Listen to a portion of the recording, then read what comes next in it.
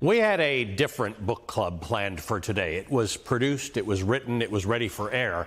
But as the country teeters on the edge of immutable and dangerous change that could forever alter our freedom of speech, our freedom of expression, and certainly our freedom to read, the only thing I wanted to do was open my copy of 1984.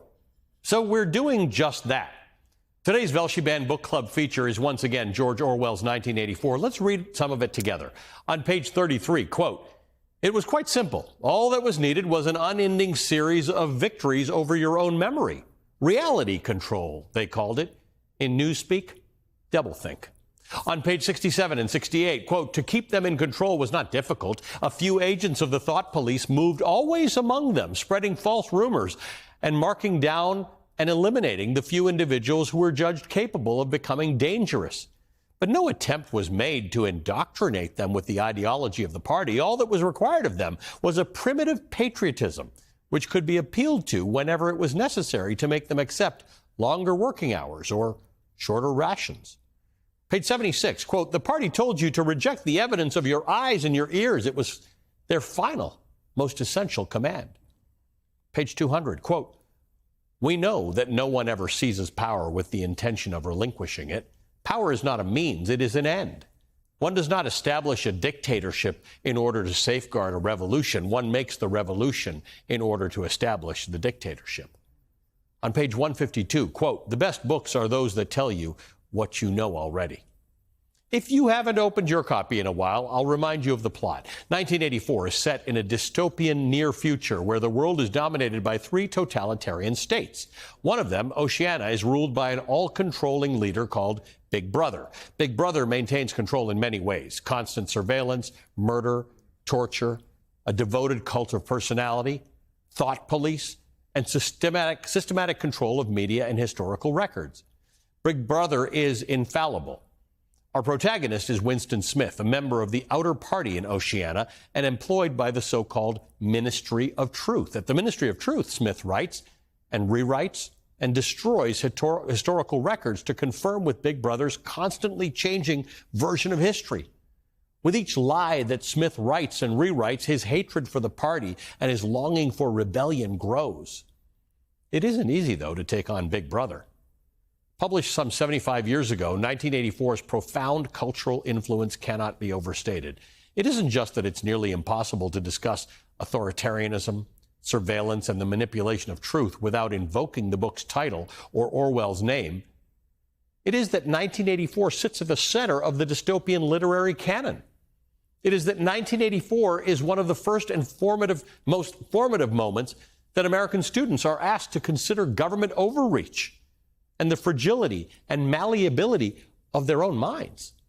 It is that 1984 is a playbook, an explanation, and a warning. It is that 1984 is the book that every single American should be reading today. We're not discussing 1984 with just anyone. The author joining me to examine George Orwell's magnum opus has contributed extensively to the American dystopian literary canon in her own right. Her work explores identity, choice and free will, truth and deception, and courage in the face of immense odds. I'm talking about Veronica Roth, the author of the young adult Divergent series, a mass bestseller with more than 35 million copies sold worldwide, Poster Girl, a dystopian mystery, and many more. As Roth puts it, it isn't the message that dystopian novels teach that's so important. Rather, it's the true value in encouraging us to ask questions about our world and our role in it. Veronica Roth joins me right after a quick break.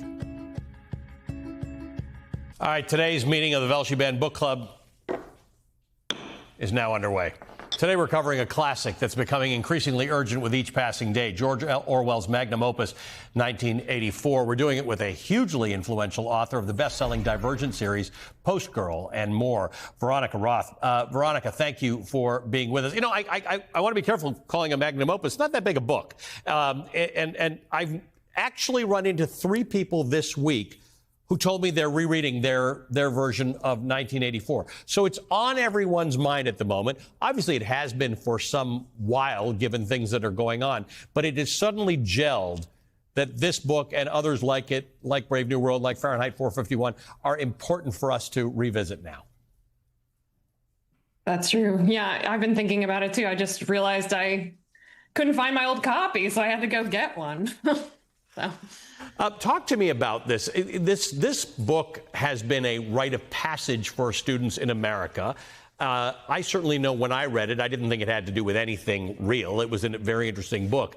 But this is the point, right? Dystopian literature seemed dystopian for a while, and now all of a sudden that and things like the Divergent series become super important for us to understand. Right. Well, I think patterns repeat themselves, right? So when you read 1984, it's Orwell's observation of what's going on at the time with the Soviet Union and with Nazi Germany and within his own country. But because patterns repeat, it can become relevant over and over again. One of the key themes that literally we're tapping into today in 1984 is how control of language leads to control of thought. Talk to me about this whole idea of control, being controlled, and language. Well, the kind of theory presented by the characters in 1984 is that if you restrict the ability for people to express complex thought, then you'll reduce their ability to have complex thought. And that's kind of the theory behind Newspeak. And I don't know that we see it exactly, like they're developing a new language in 1984 that they're trying to impose on their citizenry. But when you manipulate, the way that people can speak, you change a lot about how society works.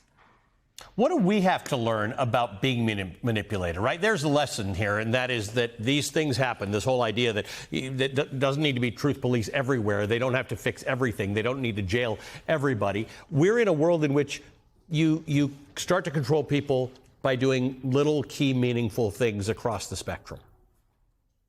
Right. And in the book, a lot of that is done by manipulating the historical record. So if you take away our record of what's happened, people start to disbelieve their own account of, what they remember, or they, it happened before they were born, so they don't remember it at all, and they just have to trust the official record. So I think we're seeing some of that now, just the kind of elimination of important historical record. And there's also, I found this great quote. I hope you don't mind if I just read from the book, but I never mind when our guest authors read from a book. Let me tell you, that's part of the gig. I know. I can't imagine. But this is specifically about doublethink, which is holding two contradictory principles in your mind at the same time and believing both of them as defined in the book. And this one is about black-white. Like so many Newspeak words, this word has two mutually contradictory meanings. Applied to an opponent, it means the habit of impudently claiming that black is white in contradiction of the plain facts. Just leaving that out there. Yeah, no, that's exactly right. The other thing that is interesting about this canon of books that you deal with in one of your novels, Poster Girl, is this dystopian mystery that examines surveillance. I want to read quickly from a particular relevant passage from Poster Girl. Just because you're not committing a crime now by going where you go, by seeing who you see, doesn't mean that another government, another set of people with another set of priorities won't come along and call you a criminal one day. The players change. The rules change. That's an inevitability. The most we can do is build a board that restricts what's possible. We can create limits to power. Understand. Wow, that seems like you're talking about today. Well, I think when I was younger with Divergent, I thought that the dystopian system was determined by bad actors, right? Like you get the wrong person in power and then things get messed up. But as I've gotten older, I think a little bit more about how we build systems that restrict the ability of bad actors to exploit our citizenry. So how do we make as strong a system as possible that will kind of hold up against any bad weather that we encounter?